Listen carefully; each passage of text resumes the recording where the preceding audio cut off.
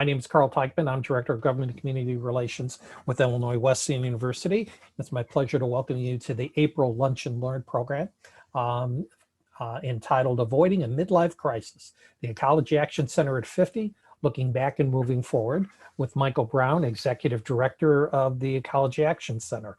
Michael's been with the EAC for going on close to 14 years now.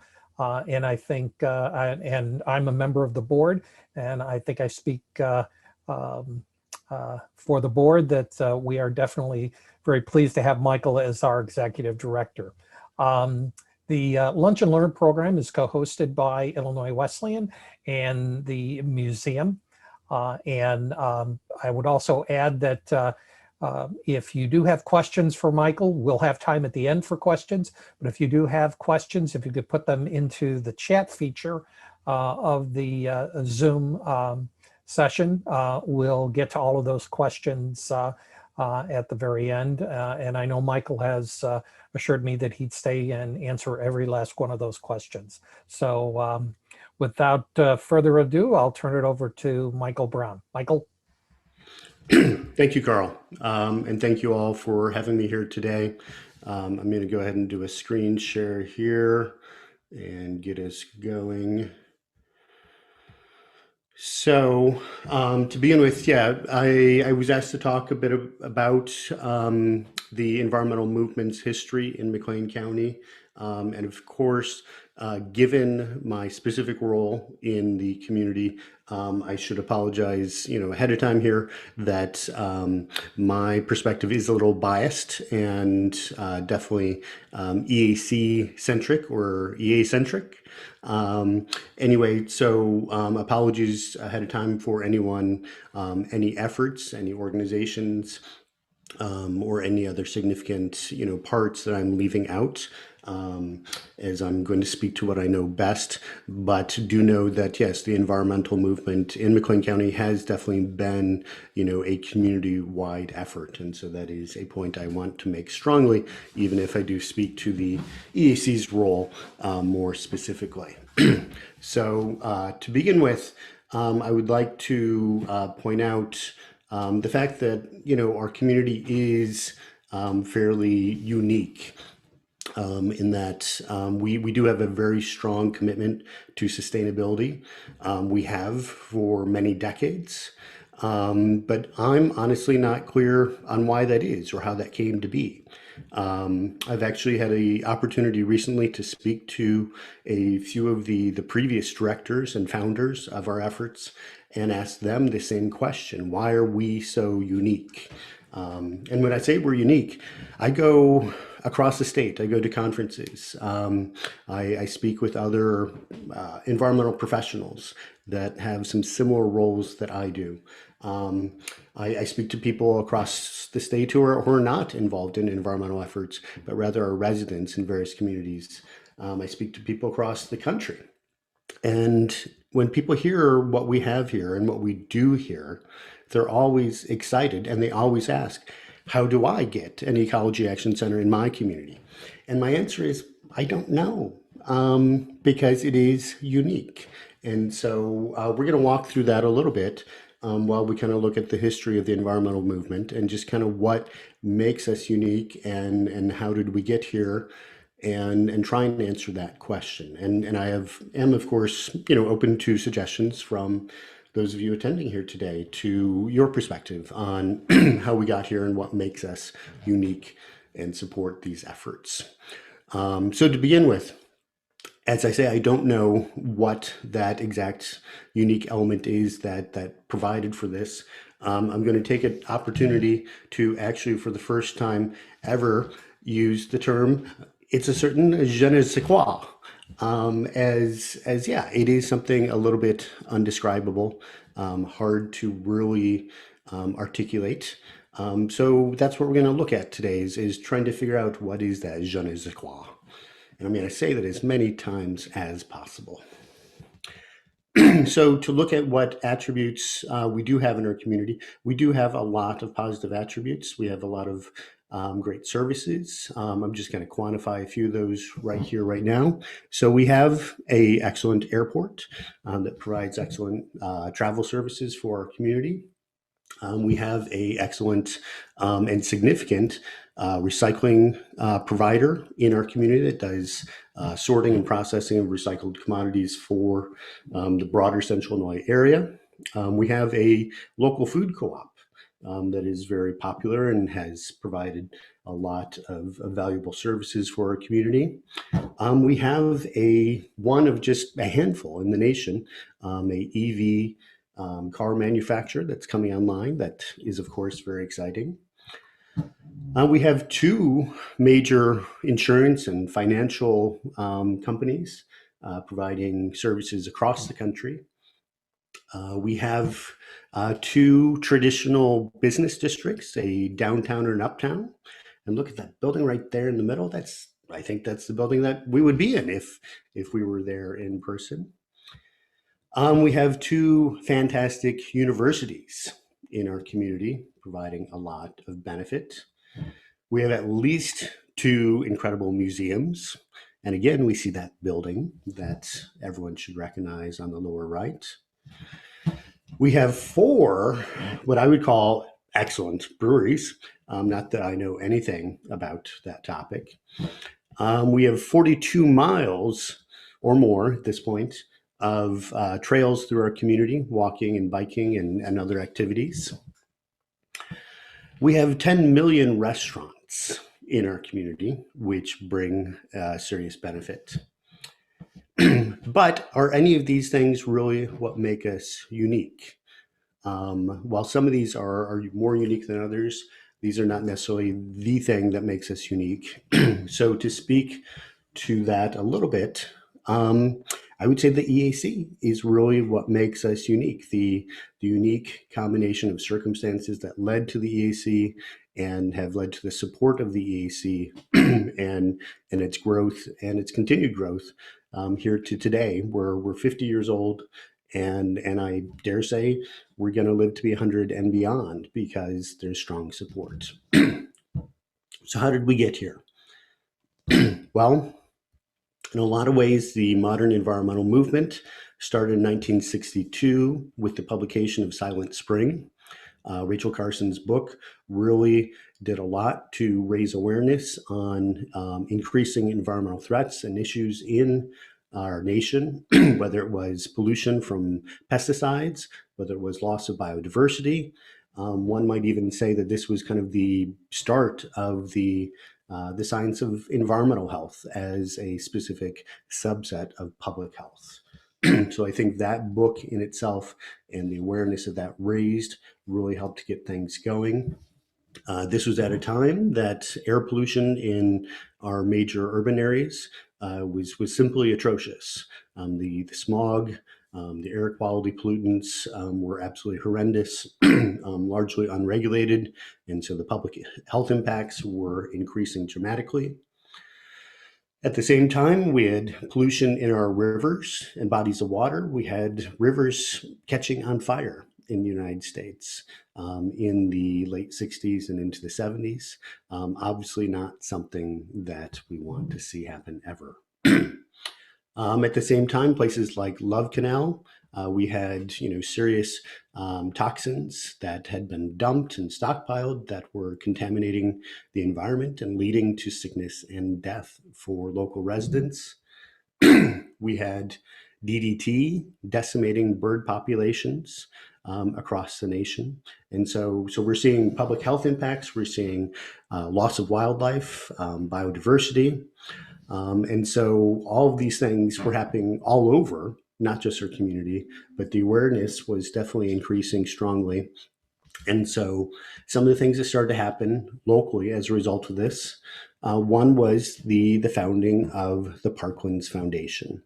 So it took 5 years of networking and planning for Loring Merwin in partnership with other local people to help bring this vision to reality. Essentially, he and others saw the disappearing of natural areas of green space. They also saw that there wasn't really any interest on the part of governmental entities locally at that point to make this happen.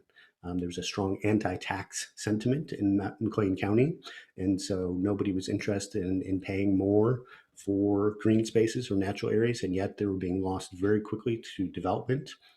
And so he created Parklands Foundation with assistance from others like Bill Rutherford, pictured here, who had helped build the Forest Park Foundation over in the Peoria area. They created the Parklands Foundation in order to help protect the natural areas, specifically along the Mackinac River corridor, with a vision of McLean, Woodford, Tazewell County having a long network of natural areas protected. The Parklands Foundation has thrived, and they themselves just had their 50th anniversary a couple years back. They now own and protect and restore over 3,500 acres of natural areas throughout McLean and Woodford counties, and they're working to do more and more all the time. All the increased awareness of environmental issues also led to passage of some monumental legislation in the 70s, the Clean Air Act, the Clean Water Act, the Endangered Species Act, the RCRA, Resource Conservation and Recovery Act, which deals with hazardous waste and what defines hazardous waste and how it can be handled. These were passed by bipartisan efforts. Increasingly, we tend to see environmental issues as partisan topics, but the most significant environmental legislation actually that had been created to date at that time. These were new in the world, and these were bipartisan efforts, and really have had lasting impact. Of course, the other thing that happened as a result of this growing awareness was something that sparked even bigger awareness. And so April 1970 was the very first Earth Day. This was originally designed as a teach-in event at college campuses. We had big things going on right here in Bloomington Normal at Illinois Wesleyan, at Illinois State. Some significant efforts that grew very, very quickly, grew out into the community. And as a result, the local awareness and awareness of local issues very quickly exponentially grew and really had some significant impact. Following Earth Day, even after the good coverage of the event itself, there continued to be in the local papers, letters to the editor and articles, speaking to these issues and that we really need to do something. We need to take action. So one of the actions that came out of that was a ISU University professor and a handful of students and a few other dedicated people in the community started working together as they saw the need for recycling services in Bloomington, Normal, and McLean County. So they put together what was to be a one-day, one-time recycling drive. This project eventually came to be known as Operation Recycle. But that one-day, one-time recycling drive was so fantastically successful, as they had multiple locations throughout the community where people could bring their bottles, their glass, their cans. They collected these materials, aggregated them together, had to smash all these bottles so that they would ship much easier, taking loads of papers. This was so darn successful that, unfortunately for them, but fortunately for us, they didn't get to stop at just a one-day, one-time event. They had hoped to raise awareness. They did that. But they also hoped that someone else would step up to take on this service.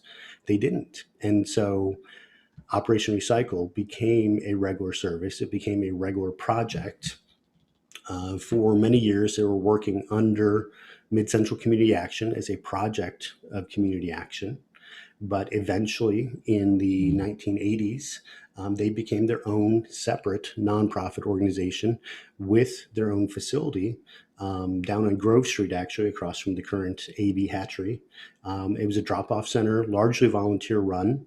And this was the recycling service for a couple decades in McLean County. So due to the fact that the program was volunteer run, they actually did have some revenue, some proceeds as they sold commodities and didn't have a lot of expenses. And so they started to reinvest that money into the community in the form of environmental grants to various groups and organizations. Some of these efforts took the form of tree planting, especially if you go out now to Kamlara Park, what is now Kamlara Park. A lot of those trees were planted by funding that came from Operation Recycle. At the same time, they were expanding their educational services. And so they saw the need to educate the community and do outreach in order for the community to better understand the need for recycling and the better need to protect our environment. And so it was into the 90s that they were offered a place that they could use as an environmental center, which they decided to call the Ecology Action Center. So it was in the mid-90s that that building was being fixed up inside and being turned into the Ecology Action Center. Some of you might recognize there in the photo in the article, a very young Mercy Davison, now town planner for the town of Normal. She was intern at Operation Recycle, the Ecology Action Center, at the time that that center was being opened. So she had a great start and continues to do great things here today. Here we have Ann McGowan, our early director of Ecology Action Center, actually showing this evolution and transition of our logo on t-shirts from Operation Recycle to the Ecology Action Center. So this center became not only a place for educational programming, but it became kind of a network and a hub for all local environmental groups to take advantage of for meeting, for using resources, shared resources, and just getting the word out on whatever was going on. Educational efforts continued to increase. Here we have America Recycles Day in the late 90s. Around that same time, we did then eventually see the local municipalities took over the role of the actual recycling service. Here's Town of Normal's drop-offs, which started to be provided in the 1990s, and Bloomington started providing curbside boxes for recycling. So it was sometime in there where Operation Recycle really kind of ceased to exist and just became the Ecology Action Center. And we became that educational resource for the community on environmental issues, especially recycling, but increasingly other issues as well. So as part of that, early efforts were pushing for a community solid waste plan, which was not yet mandated, wasn't mandated until I believe early 90s. But so our community was one of the first in the state to start working towards a solid waste plan to look to the future of our waste needs. That's something that we now formally as a solid waste agency do continue to provide for that for the community. Other things that were happening around that same time, Normal actually became the very first city in the entire United States to require LEED certified buildings, essentially extremely energy efficient buildings in the uptown area in all new development. So this was groundbreaking. It's really shows a strong value for the environment. And actually this has been modeled after in many communities across the country since then, but Normal was the very first and showed leadership in doing so. We had our Earth Day events on a regular recurring basis. This is showing Earth Day in 2003, which was held right along the trail in Uptown Normal. You might recognize there on the right, along with Ann McGowan, we have Mayor Chris Coos. On the left, we have Michelle Covey, who is also a director of the Ecology Action Center, my predecessor at the Ecology Action Center. Educational and outreach efforts took a variety of different forms, whether it was creek cleanups, or here's a kind of a demonstration of how much trash and styrofoam is produced, I believe on the ISU campus. Essentially, the EAC became so well known for having a good track record in educational and outreach efforts that the local government started coming to us for assistance with other environmental initiatives. So they had mandates to do education on stormwater runoff pollution. And so they came to us to see if we could do that for them. And we were more than happy. And so We started to do programs like our Yard Smart program, which is about reducing synthetic fertilizers and pesticides in yard care and use more sustainable yard care methods.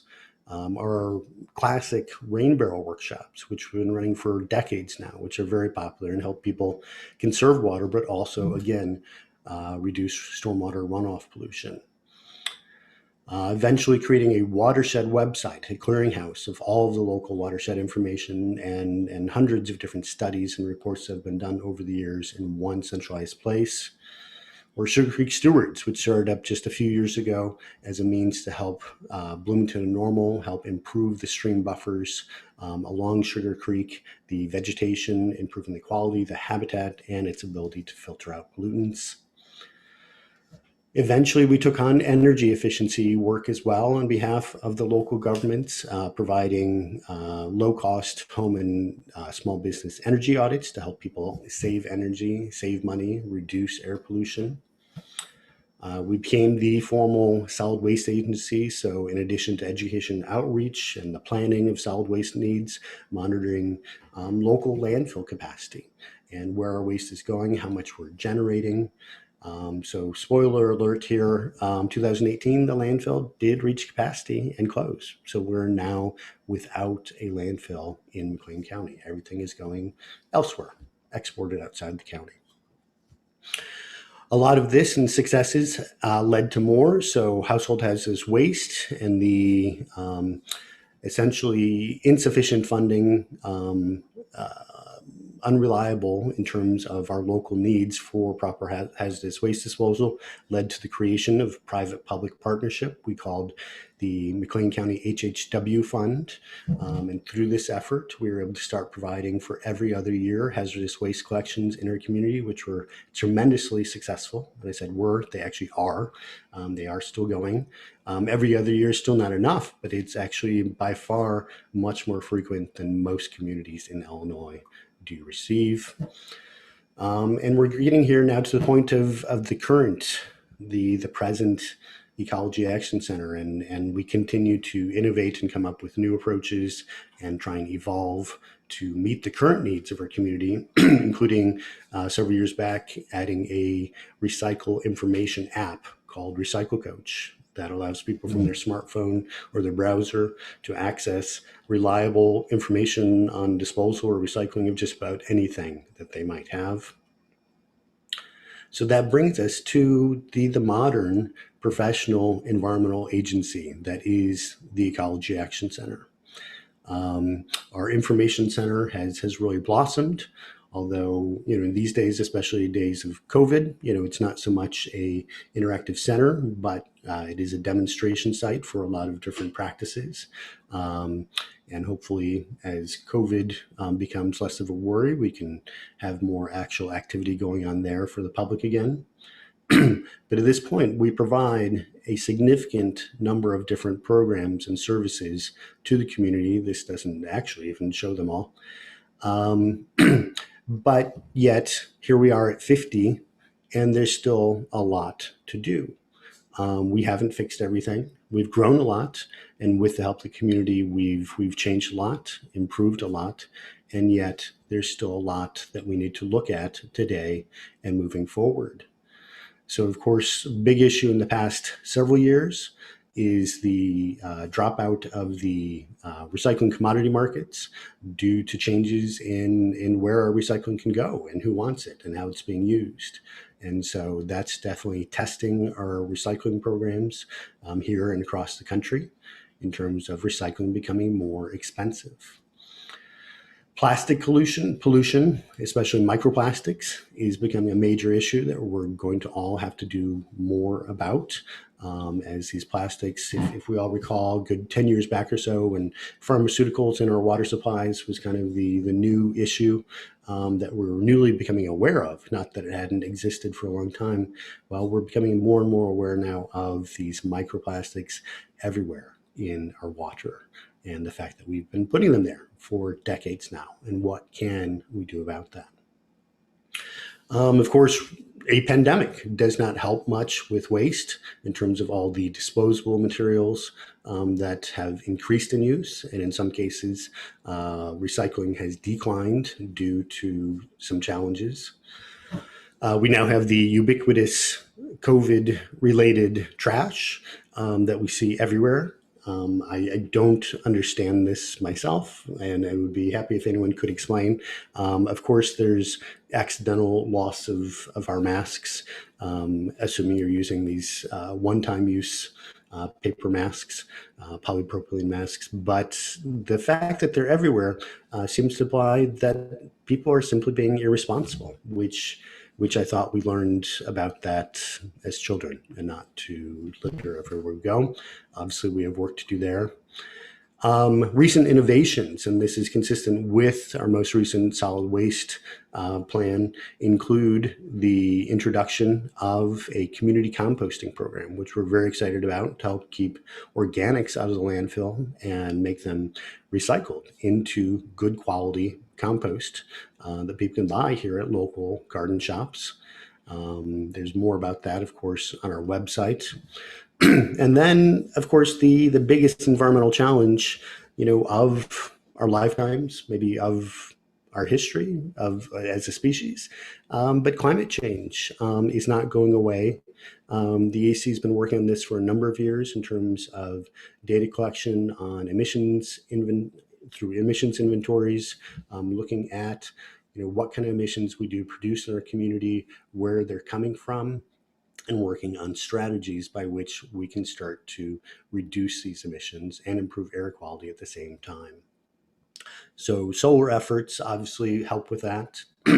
But our biggest one that we're most excited about right now, that actually is, I guess we could say, officially launching today or tomorrow, is the Tree Corps.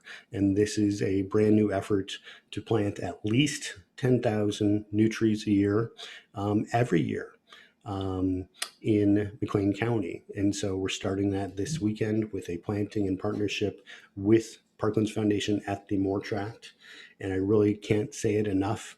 We need to plant more trees, and we need to plant more trees at the Moore Tract. I don't know, I can go on for a long time with all the different puns and uses of more. But point being, this is looking very successful. We've just about reached our fundraising goal. We could still use a few more donations. Go to tree-core.org. And you can find information there, or you can just go to our general website address, ecologyactioncenter.org. And of course, we still need volunteers for this weekend to plant the thousands of trees that we're putting in. So please go there and sign up for a shift. We would greatly appreciate your help.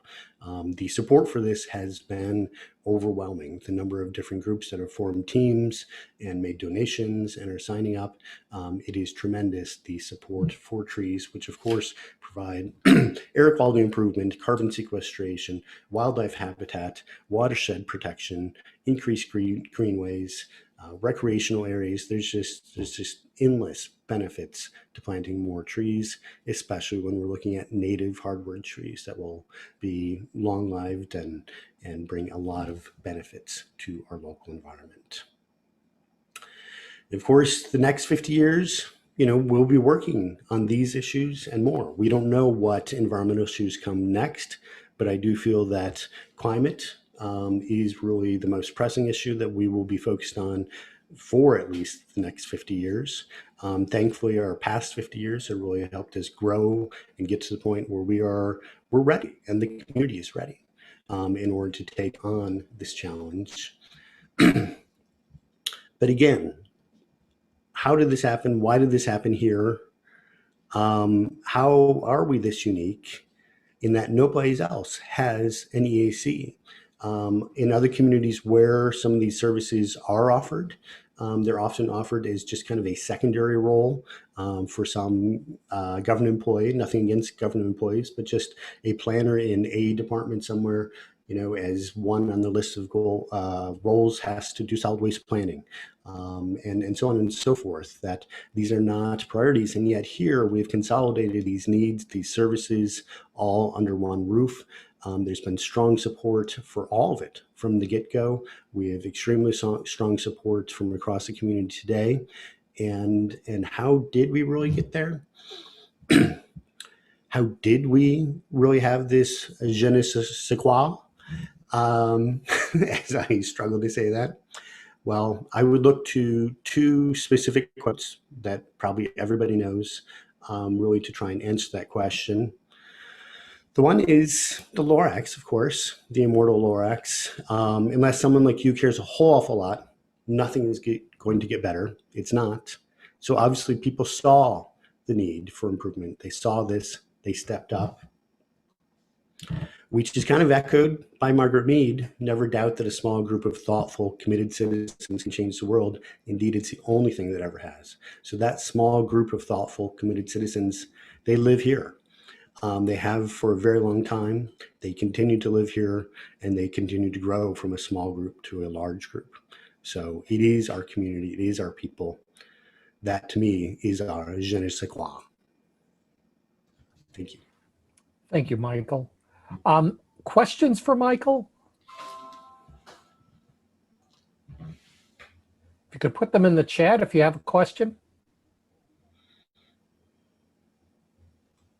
Michael, do you think that because we sit in a very efficient and very prosperous agricultural community, that never gets mentioned as much, I think. Do you think that may have played a role in why we developed an interest in maintaining the land? I would say certainly, and yes, it is not as simplistic as a je ne sais quoi of Margaret Mead or the Lorax, but yes, there's so many attributes, and people do tend to forget this, especially nowadays as agriculture has changed and evolved. But farmers really, in a lot of ways, were some of the original conservationists, and being out in the field on a regular basis, these are people who are seeing, incremental changes, day by day, and seeing the change year by year of what's happening, whether it's, the loss of topsoil on their land, or whether it is the shifting of the climate. And so I do think that the agricultural community definitely does have a lot, a big part that they've played. Merwin, in his early efforts, actually specifically recruited leading farmers around every township in McLean County to help act on the Parklands board in order to help build that and utilize their relationships, their knowledge, and just their leadership. And so, yes, agriculture, I think, doesn't get enough credit for some of this. Herb, one of our attendees was asking about how much material now being recycled is unsellable, and so it gets sent to the landfill. What changes need to be done in the future to prevent this? So the good news is that our recycling rate continues to increase. We've been incrementally, increasing the amount of total waste generated that gets recycled here in our community for many years. And actually, I think we have one of the higher rates in Illinois, in that we're creeping close to 50% of our waste does get recycled, which is just tremendous. However, on the other hand, all these issues with plastics and with weak markets, and also just this wishful recycling, the fact that a lot of stuff gets thrown in that cannot actually be recycled, are leading to problems. And so, so I can't say specifically how much can't be sold, which doesn't have markets. But I can say, if people keep up to date with the educational resources that we provide, we actually, on our website, if you go to the shortcut, recyclebn.org, that's where you'll find the Recycle Coach app, but also a simple flyer that really helps streamline the understanding of plastics recycling, because a lot of people want to put too much plastic in that cannot, which then creates more labor in sorting it out, increases the costs, and so does hurt the recycling programs. Okay, great. Thank you. Other questions before we turn it over to Jeff? Is there anything else, Michael, you'd like to say about the future of HHW events here in the county? So we do know, we've long known that even though we are leaders in this statewide, that the need is not truly being met yet. We're working on it. We're getting closer. We're getting better. And yet the real need is kind of akin to recycling and improving recycling services. Once the local communities went to single stream curbside automated recycling and made recycling, not completely universal, but very ubiquitous for most single family homes, that really increased participation rates. So if we look at this in the same way with the issue of household hazardous waste, we need to make it even more convenient if we really want people to participate and keep hazardous waste out of our environment. And so we are and have long been looking at the idea of a permanent drop-off facility, either here or someplace in central Illinois that we could partner with another community. We know that that is what is really needed to make this happen at the rates that it should. We also know that costs a good amount of money, but we've long been looking for proper partnerships that'll help facilitate that. And so I can say that next year we will be conducting a feasibility study, and so we can look at the actual volumes and costs and factors, so we have the data we need to take to policymakers and our elected officials to see, is this a reality? Can we do this for our community? Would this be even of economic benefit, to help drive other businesses or bring other people into our community? So that's the near-term outlook for hazardous waste. Okay, great. And also too, I want to thank Candace for putting in the chat information on Recycle Bloomington Normal. Thank you so much. I appreciate that greatly. And she also put a couple of other additional items of note in the chat as well. Michael, thank you so much for your discussion today and for bringing up the question of why Bloomington Normal and why the Ecology Action Center. It is a puzzling question about why our community has embraced the issue so broadly and such. And I don't know if we necessarily came to any definitive questions at this point, but it's certainly a question for us to ponder as we go forward. So thanks again. Jeff, over to you.